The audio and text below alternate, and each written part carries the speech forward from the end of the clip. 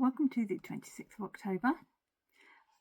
Nearly there, less than a week to go. And I have made, so far in no particular order, a ghost, a witch's hat, a pumpkin, a spider, a skull, and a bat. This was difficult. Now, let me have a little chat about what's going on for the last week. I've basically been trying to create this, which on its own has taken longer than everything else put together, I think. I have, however, learnt some new stitches. There's stitches in these ears that I've never used before. I struggled with the phrase and then sew it together because I thought, do I not get any more help than that? Apparently not. You just shove things on where you're supposed to shove them on. It said pin them on. I couldn't figure out how to pin something onto something that was fat.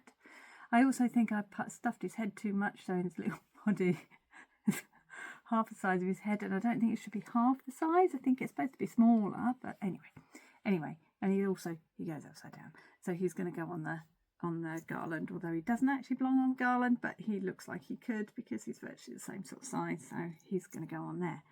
Now, last night, having finished all my Halloween bits, what I said from the beginning is if I get everything finished and I still have time to do, I will go back to this little kit that my family bought me for my birthday. So this has been hanging around for a few months, and I thought I'll get started on this. It's very autumny, if not Halloweeny.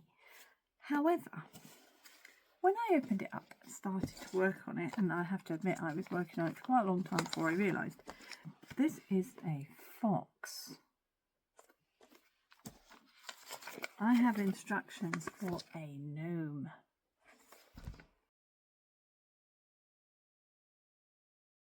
So I can't do it. This is what is in the box. So I've gone back to the company who make it, and I've asked if I can have a copy of the correct instructions.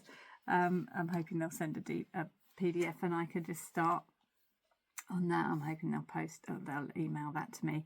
If they do, I can get going, but I don't think it's going to be part of the challenge now. I think that that ship has sailed, unfortunately. But I have found another garland that I can try that is Halloween. It's a little bit, quite a lot simpler than this one, in that all the little creatures are flat, and there's only two creatures. It's either a pumpkin or a ghost. It goes pumpkin, ghost, pumpkin, ghost, pumpkin. So you just do as many as you want, really. So I'm going to do that.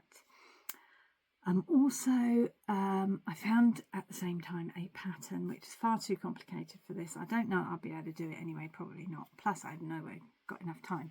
But it is something I'm going to do for next year. It's just 3 little Sanderson witch patterns, which I'm going to try and do for next year. So this is all hopefully going to improve my crochet.